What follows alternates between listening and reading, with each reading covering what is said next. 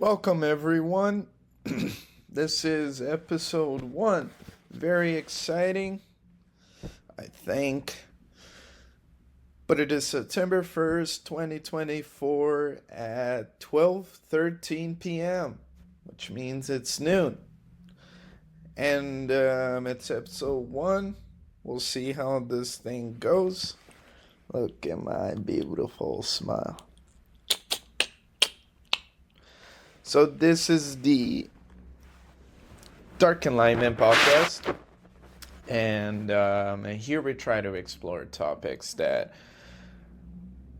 sometimes seem controversial or sometimes seems like a cactus. Every time anybody tries to pick it up or talk about it, it just pokes through their hand. And Dark Enlightenment really follows the trail or the path, like it carves the canyon to always have merit and skill on the front line. If you're good at what you do, if you're good at what you say, that kind of thing, if you're telling the truth, then you have value. And it fights, like it rebuttals the idea that you can climb in the world, you can go up, move up without actually learning any skills, but instead upholding some kind of rule. So giving up my loyalty. So I'm giving my loyalty to the country of Canada.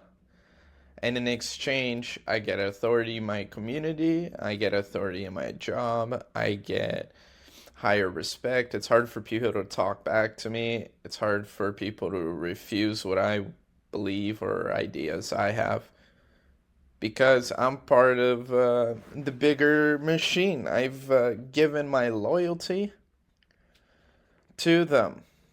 Like, whatever they say goes. If tomorrow they say kill all the firstborn babies, I'm loyal. I'm gonna go kill all the firstborn babies. So Dark Enlightenment is against that. Dark Enlightenment goes, hold up. How many babies? Why are they all firstborn? Why are they all black? Why are they all hairy? And why is the hair all wet with yogurt? Expired yogurt? So, Dark Enlightenment really tries to not ask a lot of questions. That's not a necessity of it, but it is no way forsaking its authority so then it can have, or forsaking its loyalty to what it believes, so then it can receive something in return. So it's a transactional. Dark Enlightenment hates the transaction of giving up your soul to then be part of something. So now that we figured that out, I'm gonna go smoke a cigarette and eat a coffee crisp. And I'll be right back.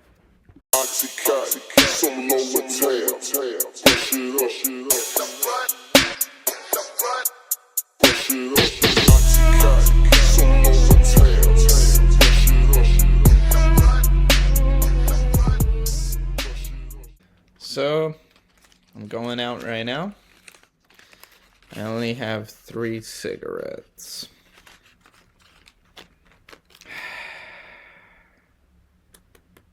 I'm gonna make it. Look at this.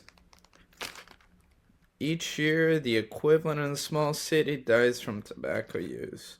Murder, 510 deaths. Alcohol, 1,900 deaths. Car accidents, 2,900 deaths. Suicides, 3,900 deaths.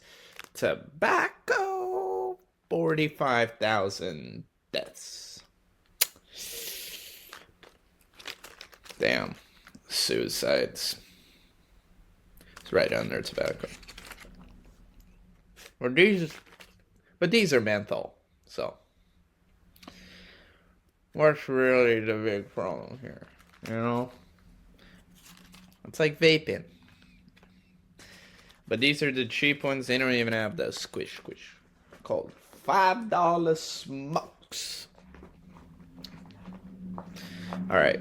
I'm actually gonna go. I'll be right back. Alright. So yeah, I'm back. Got my coffee crisp. The cool thing about my coffee crisp, the one I got here, is I left it in the freezer overnight. So the best part about leaving things in the freezer overnight, leaving a coffee crisp or any chocolate, I get to put it in my coffee. Will you see this smile? There is a red tooth in there, which I forgot to take out. Oh my god, ow. There I am. Who's texting me? The comedy club. Oh my god, it's so good when it is cold. And you get your coffee. You got your frozen coffee crisp. Dump, dump, dump, dump, dump. Oh my god.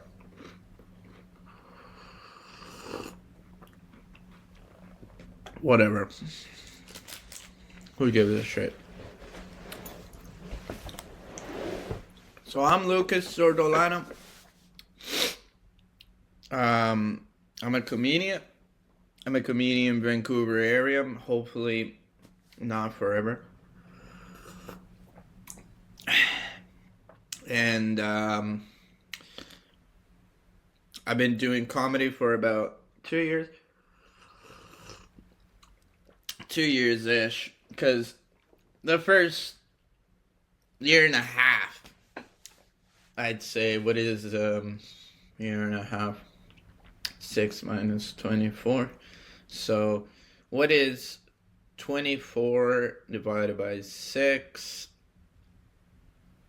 That's 4. So 3, 18.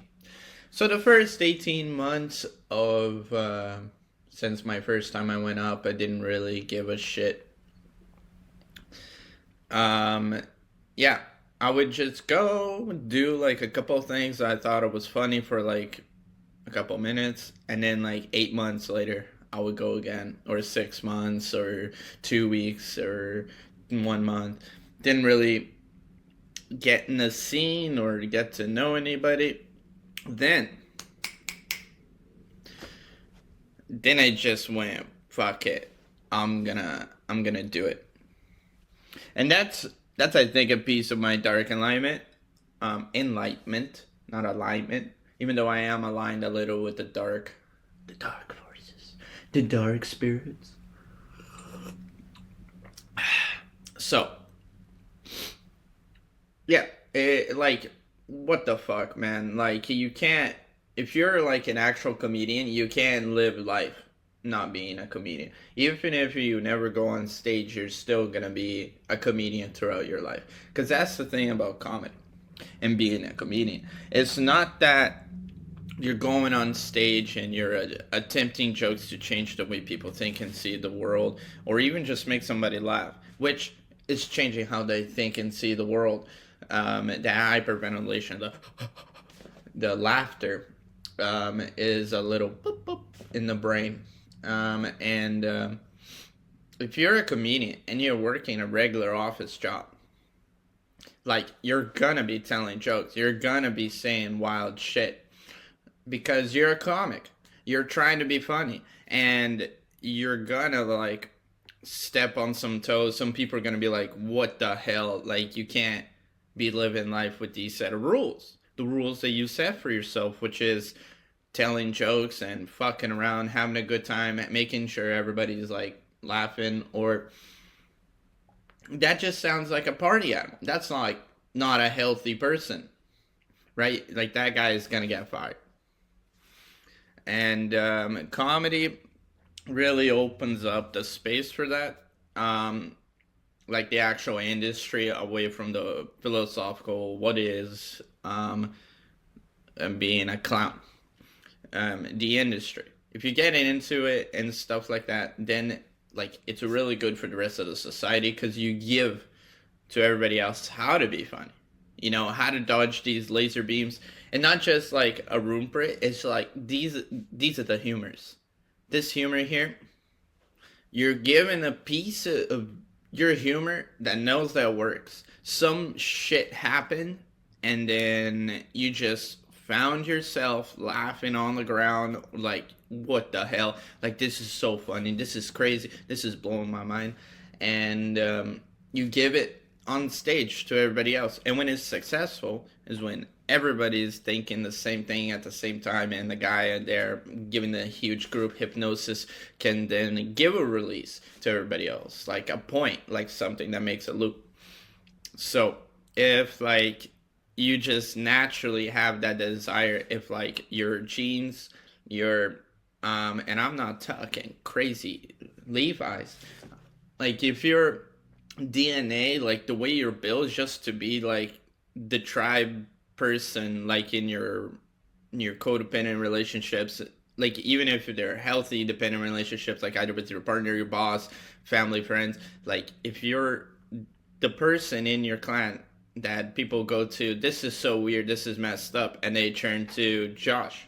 Now, Josh is gonna have something to say. So if you like fit into that role and you play that role and you really feed that dragon, you feed that wolf, you go, I'm gonna keep putting weird material into that guy's mouth so then that creature inside of me is like fed to just like constantly poke and push and pull and like find little things in arguments and human like systems that are just flawed, and then put them out there right in front of you in a way that you can digest the information in a way that makes sense, not just in a way that makes sense to like, oh okay, that's a good point, but like it just breaks down how either wrong or right, some, you know. And if you're doing that a lot, it's gonna be a problem if you're at work or if you're just in family vacation. So you need to tame that beast. You need to go on stage. You need to see what works and what doesn't work. So then you can really craft it. And then when you are in those situations, you already know what's funny, right? So whatever beast you have, you just got jokes unloaded. You know these work, you know these aren't offensive, and you know that there's some truth to them. So comedy gives you these like little tools so then you can navigate this space where like, oh fuck, I'm at work, this shit's so bullshit, everything doesn't make any sense, the boss is fucking everybody over. But then you can just take a step back and go, oh, I remember this one Bill Hicks bit, you know? Like, there's this good one that Bill goes, um, man, like, can you imagine being my boss?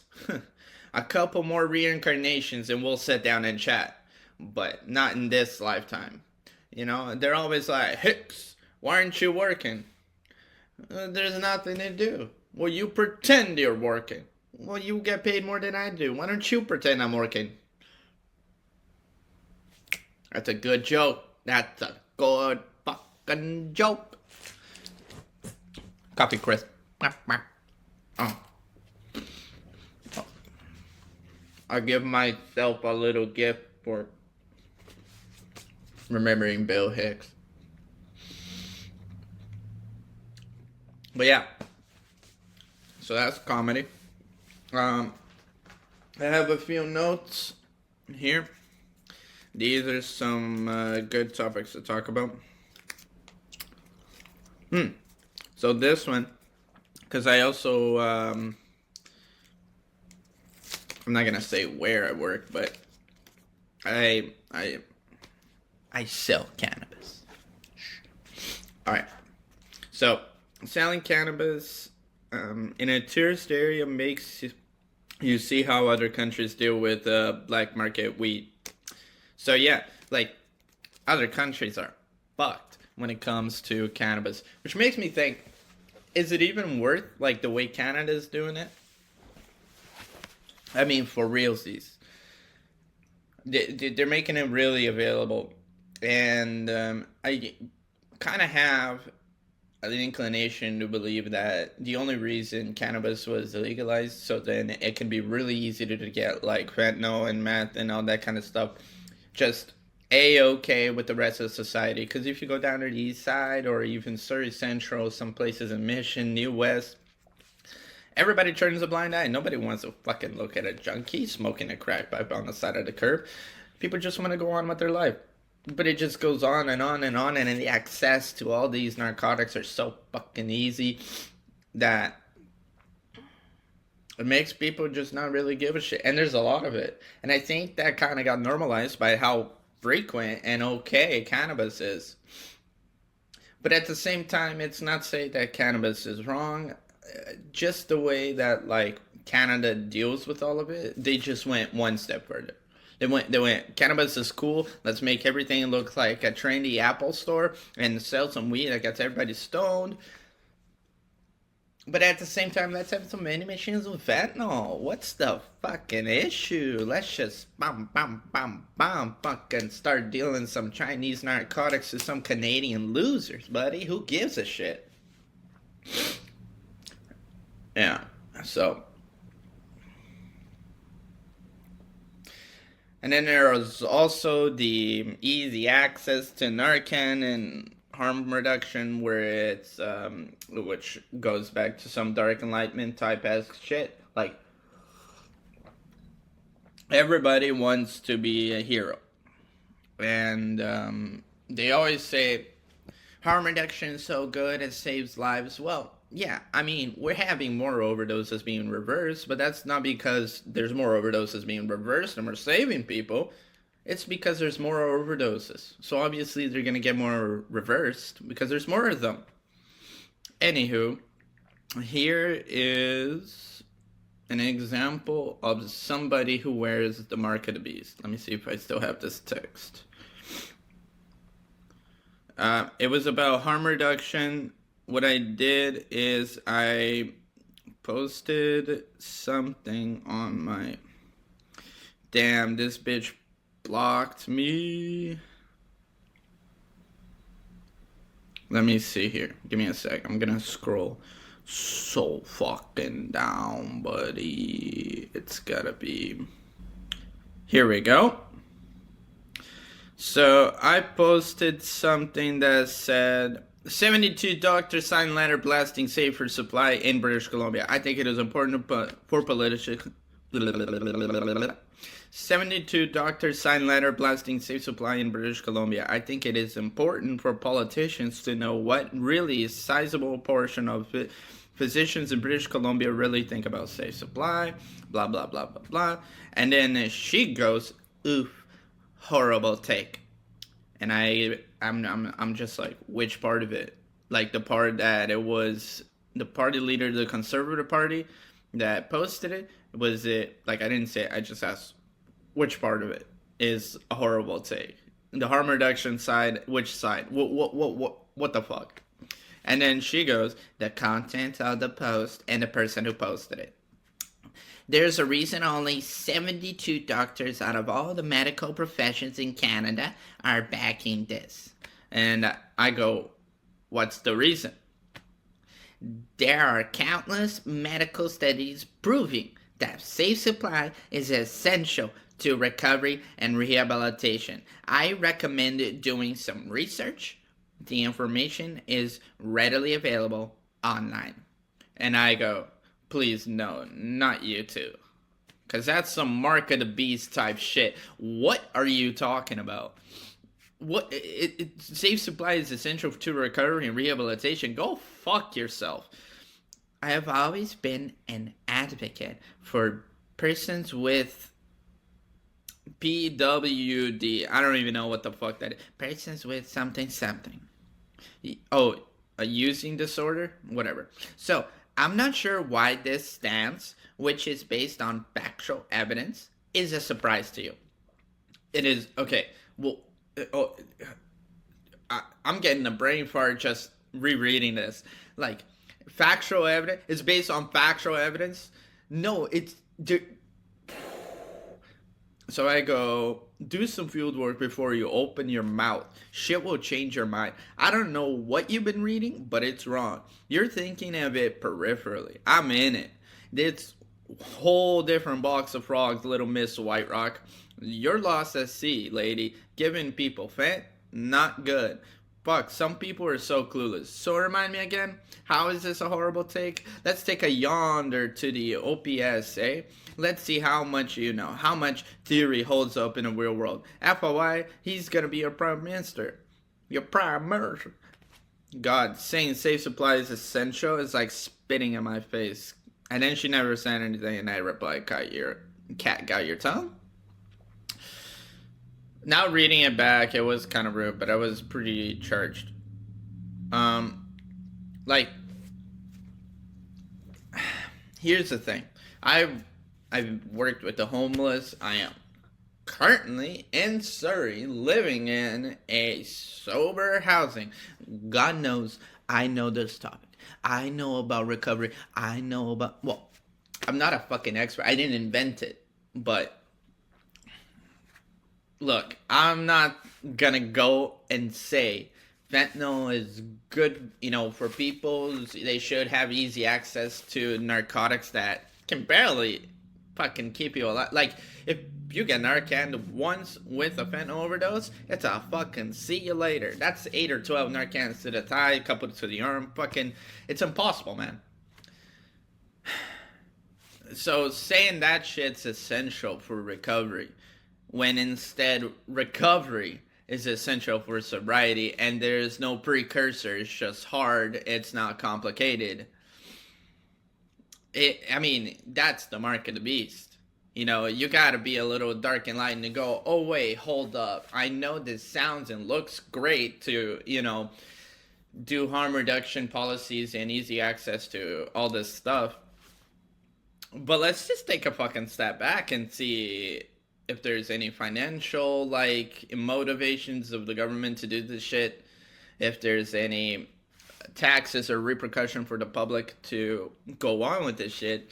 And is there any actual health benefits, really, long term? Right? And there is no data that definitely says, no data that definitely, no data that definitely says harm reduction, easy access to supply, getting clean needles is gonna help you get sober. How does getting clean needles help you get sober? It doesn't. It doesn't. It helps you not die and get hepatitis from other shit. And then they go, well, if they're gonna use anyways, might as well be a clean one.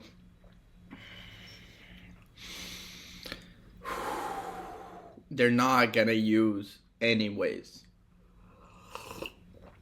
Look, I used to work in a homeless shelter, and there was this lady. She used to snort meth. That was her drug of choice, meth. And she liked to snort it, nasal ingestion, whatever you call it. And we had like drawers loaded with clean needles, clean supply, water, cooking pots for, cooking your drugs, everything. We had an OPS system. We had it all set up. I was working there for about, I'm going to say 5 to 4 months in that building before she came up to us and asked us to show her how to shoot and how to cook meth. That will fuck your soul up. That will fuck your soul up a little bit. So tell me again, remind me again, how helpful is safe supply really?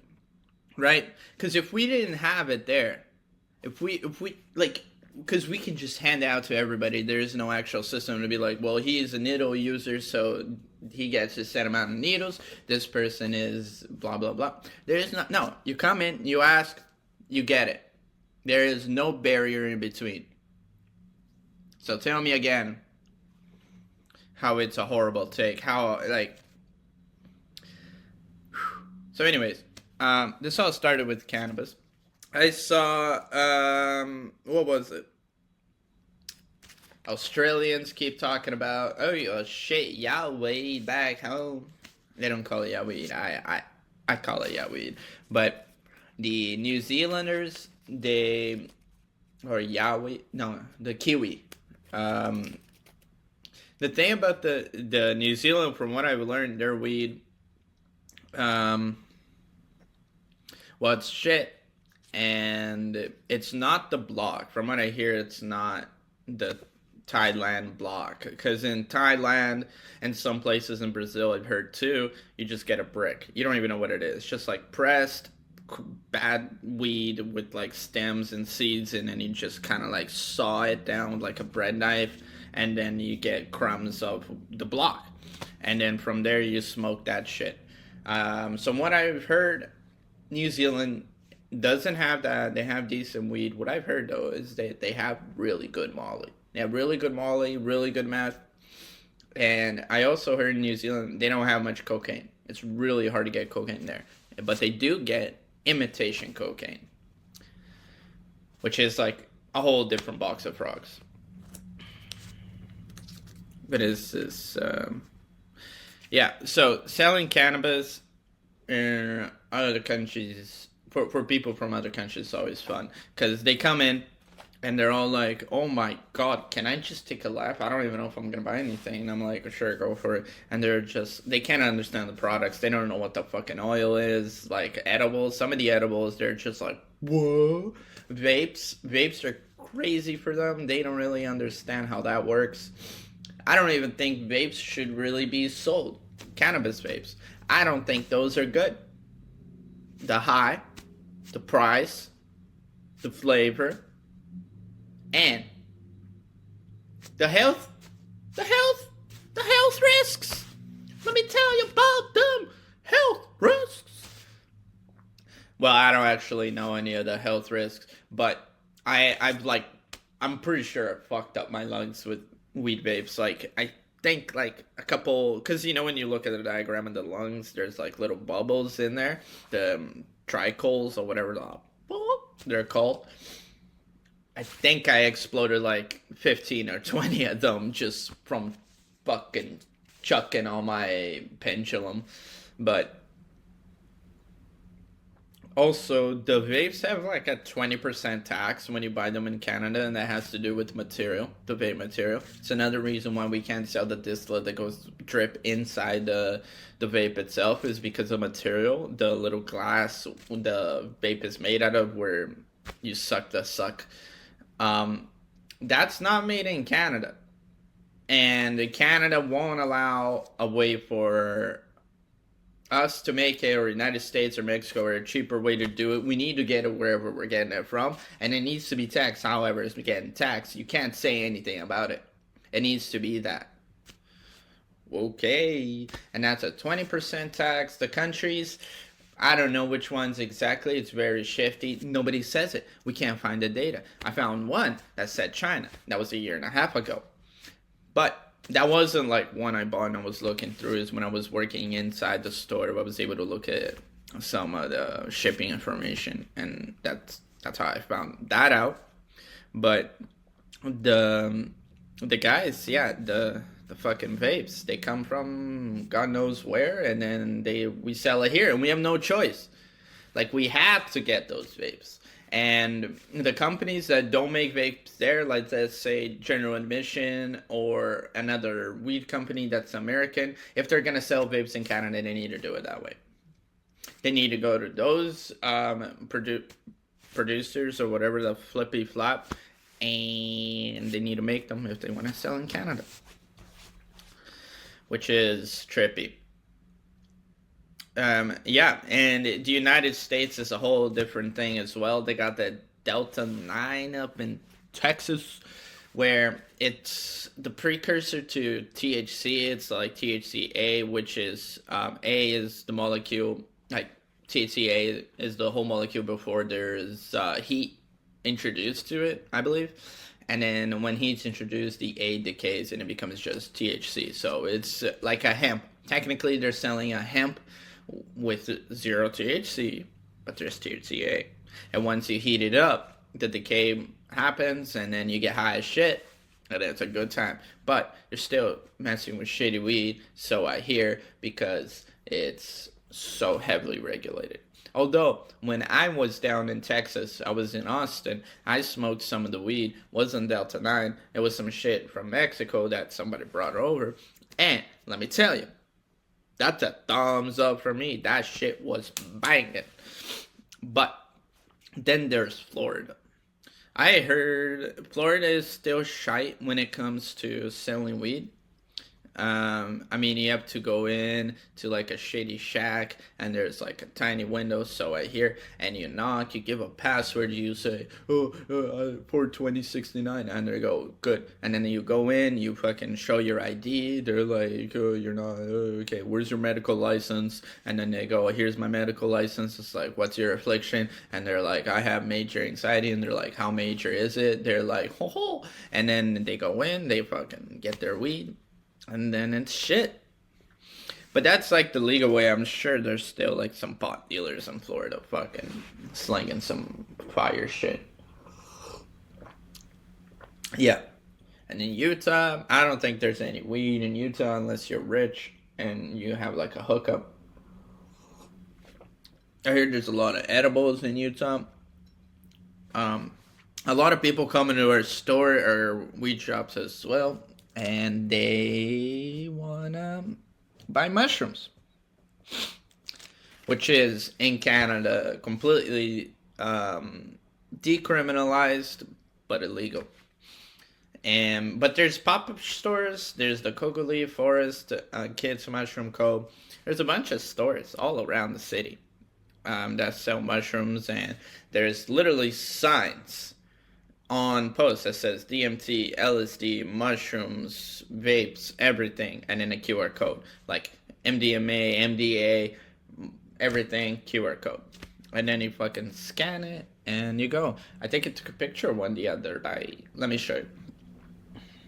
This is what they look like. This shit's wild, bro. Canada be wild, and I'll tell you.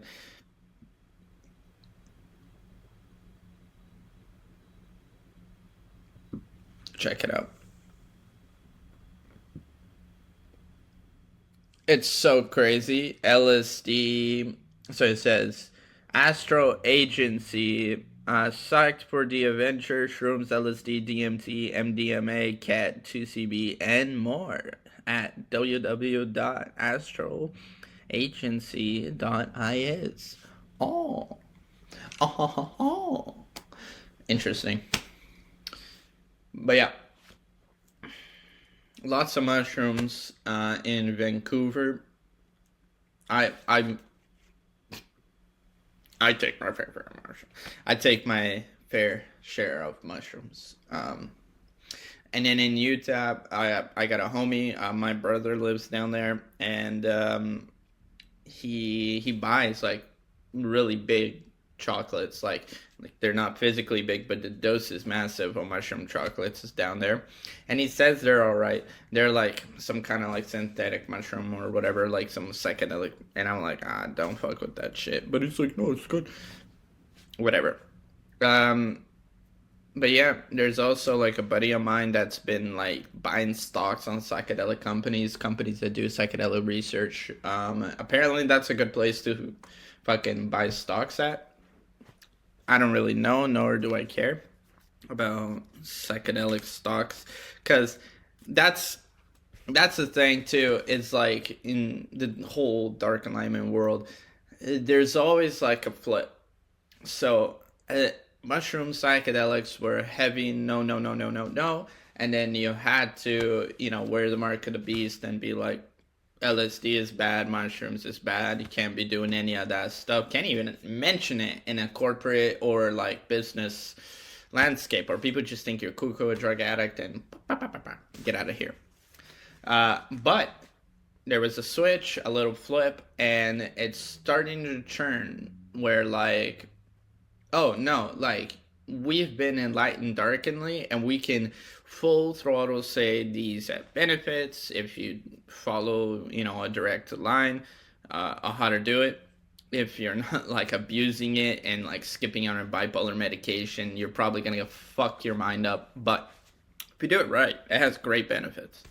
So, it flipped to that to now. If you say mushrooms are bad, mushrooms are evil, people who wear the mark of the beast for the mushrooms, thinking they're being dark enlightened, and just doing their own thing and progressing towards some kind of utopia, they're actually just talking out of their ass. They're saying, "Oh, it's good." You're like, "Oh, we should buy stocks for them. Don't you know they're profitable? Don't you know they're healthy? Don't you know they're good for you?" It's like, whoa, they're sacred, bro. Slow down.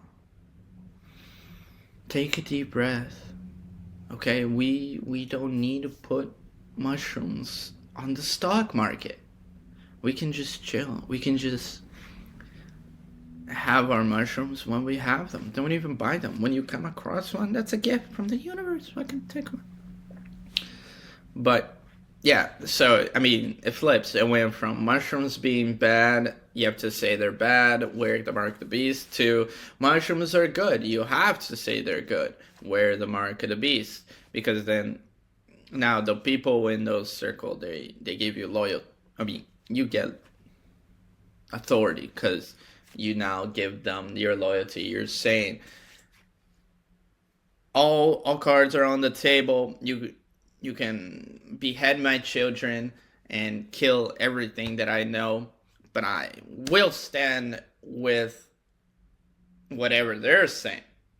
If they're saying mushrooms are good, then I'm in. Let's go. Stop, market this baby, distribute it, open stores, everybody on mushrooms. Whoa, whoa, whoa. That's not good either. That's not good either. Because you're not following what the mushroom wants, right? Like the natural, I guess, desires of a psychedelic mushroom, like the nature of it, its ecological function to like exist in the realm of what human is not for us to have easy access to it. It's not for us to have stores open with mushrooms. That's not what they're intended for. So that's also not good. That's not good. What does this one say? This one says policies for gangs. Gangs stand for something. I thought this was very interesting because I was talking to my New Zealand friend, and she said that the gangs in New Zealand, they existed to combat like racism and cultural oppression in New Zealand, and kind of like police themselves and like fuck the cops, we'll do our own shit, and then that's like their gang. Obviously, they were doing sketchy shit because they were policing themselves, but they believed that they had some kind of value, some kind of like policy, like they were making a change. They were the community leaders, Like I've even seen here in Canada on the bus, a real advertisement, a real thing on the bus, and it goes Hell's Angels, like helping stop child abuse. It's like, if you see a child in distress, somebody getting injured, please call the Hell's Angels. I mean, so that concept is not foreign to me, that gangs believe that they're helping out. Or not that just that they believe like that they are. Sometimes, your kids getting fucked up by your new husband, and you don't want to call the cops, you just fucking call the Hells Angels. Get them to show up in your crib in Surrey and just whip that dude into shape. But yeah, she said gangs in New Zealand have some kind of standard. But the new kids, the new gang leaders, because obviously a switch is, can't live forever. So they're saying the new kids, they don't give a fuck. They're so savage. They're just killing everything, being all rah, and it's like, yeah, you're a gang. You like train the new guys. Like, did you find them at like a Ivy League school dressed really nice with high morals, or where did you find these guys? Right? Like, who died so they could have a job? That's the folks you're dealing with, and then you're doing whack shit outside of the law. What do you think they're gonna do? What? Who do you? How do you think it's gonna turn out? You know, they're gonna like do their own thing, and they're gonna be a little bit more fucked up for sure. It's just gonna increase the little things, the helpful things, the big story of like fighting cultural oppression, and we're just trying to police ourselves. That's gonna get diluted. That's gonna like it's like filling a cup with piss, and then you just pour water in it until all the piss comes out, and then it's just water.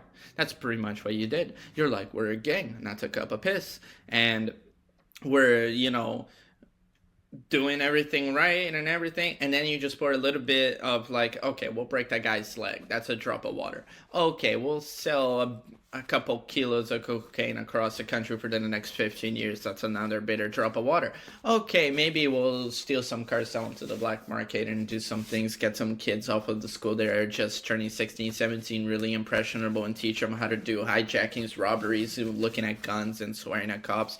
But at the same time, let's help our community. What do you think is going to happen? You drop so much water in that cup of piss, it's just water. You know? So, of course, they become more crazy, but I just think it's so stupid to have the older gang members going, hey, those guys are fucked. I don't know what they're up to. I don't know. It's like, motherfucker, it's like having a kind of fucked up dad, and then the kid's like super fucked up. And then the dad's like, I don't get why he's super fucked up. I'm just a little fucked up. It's like, yeah, but you diluted it. You know? Plus, then the person has to make the choice. And being evil and like selling fentanyl in vending machines is much easier than finding an actual solution for an epidemic crisis. Being evil in a New Zealand gang is way shorter of a neural pathway than doing the right thing. So when you already got people exposed to immediate gratification, and then they have like the room to be sketchy and evil, they're gonna do it. They're gonna do it because that's easier. That's the neural pathway of immediate gratification, which they've already been, I guess, they felt the poison of immediate gratification, and yeah, the venom fucking takes you out. Venom, poison, venom, toxins. It just fucking clouds your mind and goes, that's my shit. But yeah, I had those two topics, and that's kind of it. I'm but yeah, I'm going to an open mic later tonight. Should be fun. I got invited to a homewarming or homecoming, whatever you call it. Somebody just moved in, so I'm invited to a party, and that's the part of the universe I'm struggling with. I want to go to that party because those people, like, they really helped me, they really supported me, they really cared and gave a shit, and like stood by my side through really tough shit. But I gotta make a choice, man. I always make a choice every time there's an opportunity to, like, when things are really, really, really finite, that's when they matter the most. And every time I get an opportunity where things matter the most to either do stand up or like party or hang out with friends or go to like something else, I have to make the choice every time when things are delicate, when there is a tipping point of really diving into comedy and getting into the community and the whole thing, or just just living life, just working, going to sleep, partying, hanging out with friends, cleaning up, reading, or really chasing the dragon, just finding the endless pursuit of being alone and with your dreams, just driving into the unknown, darkness, just evil surrounding you, and you're blocking it at every angle, trying to guess something that you don't even know exists, just there in the distance. So yeah, I have to make a choice. I have to figure out which one I'm gonna do today because it's 6 p.m. The thing. Surrey. Welcome to Surrey. So yeah, should I? I don't know. I want to go to the open mic because I want to feed that monster. But yeah, there's no but. I'm going to the open mic. Sorry, Austin. I'll text you. You'll get it. Love you guys, but I'll invite you out to some fucking Malibu party when I'm in Malibu partying, and then we'll be good. When I'm rich and famous. I don't really care about the rich part. I just want to be famous. No, I'm kidding. I don't really give a shit about the famous part. I just want to be filthy rich.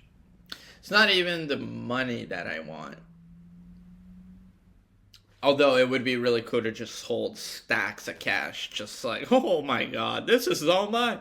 When you buy a new bike and you just like look at everything, the wheels perfect, everything, the gears. It's like I want that, but with cash. I want just cash, and I just want to count every single one, go through every bill, and go, that's mine, that's mine, that's mine. All of this cash is mine. um. Yeah, and yeah, as soon as that shit starts happening, man, it'd be fun. But I'm working towards it. Working towards it. I feel like I just jinked myself, but whoever is listening, like fucking listen to me.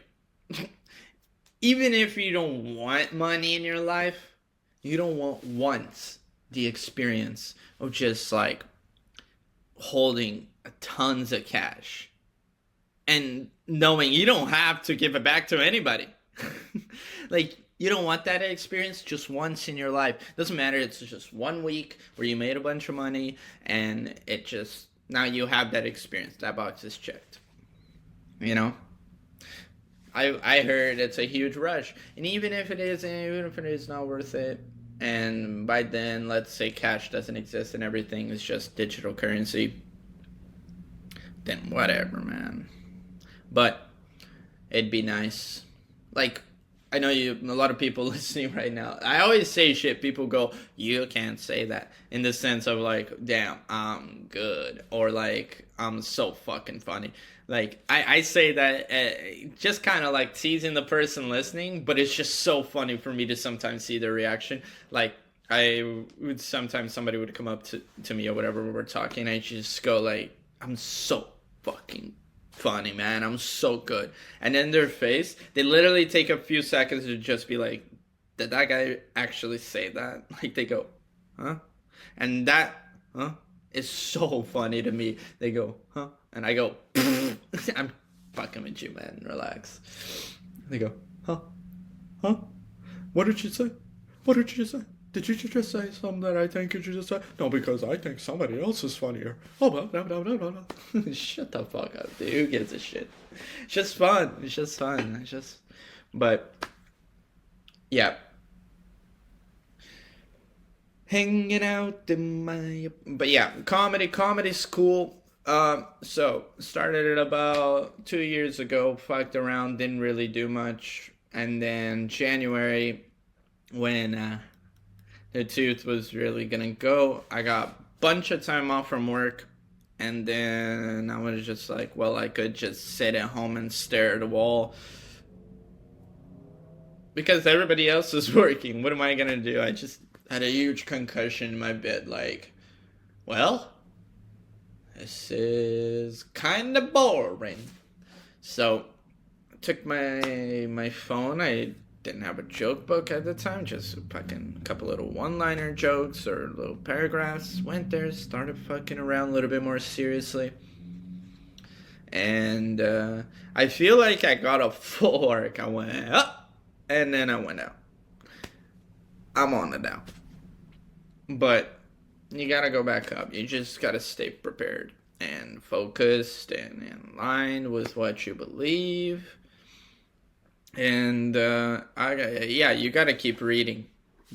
Whatever you're interested in, just read. Reading is good for the brain. Exercise, reading, water. That's the combo.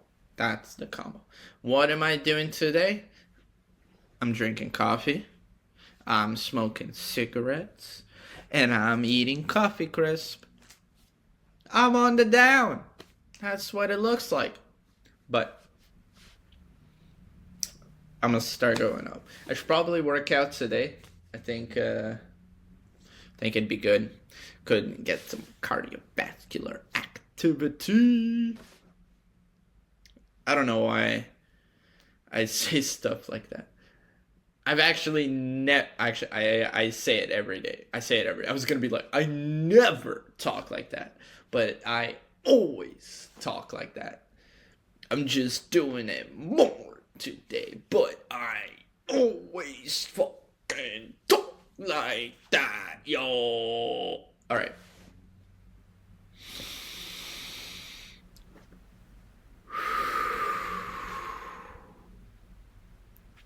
It's okay. Deep breaths. Deep breaths. You know? It sucks that people are depressed and stressed, but it's okay if you are.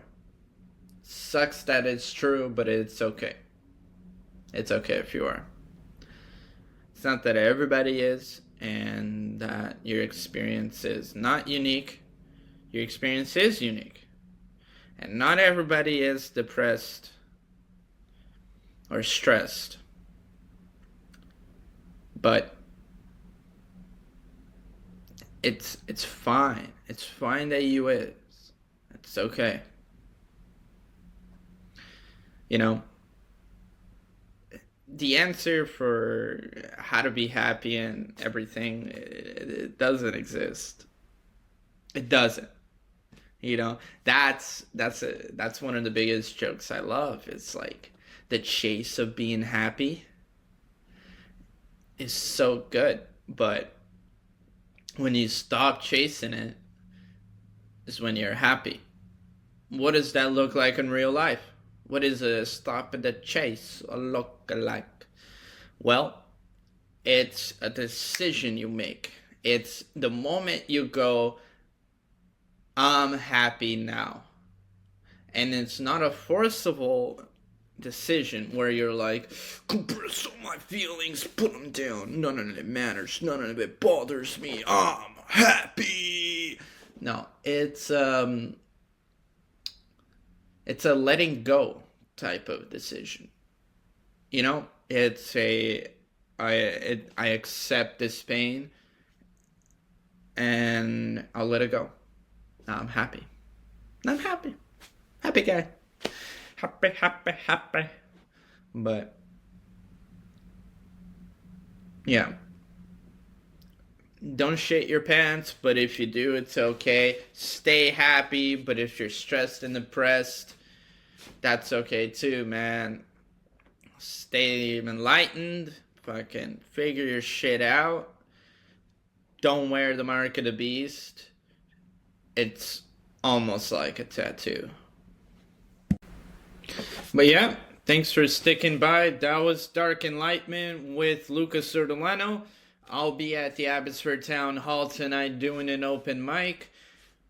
I'll see you guys later.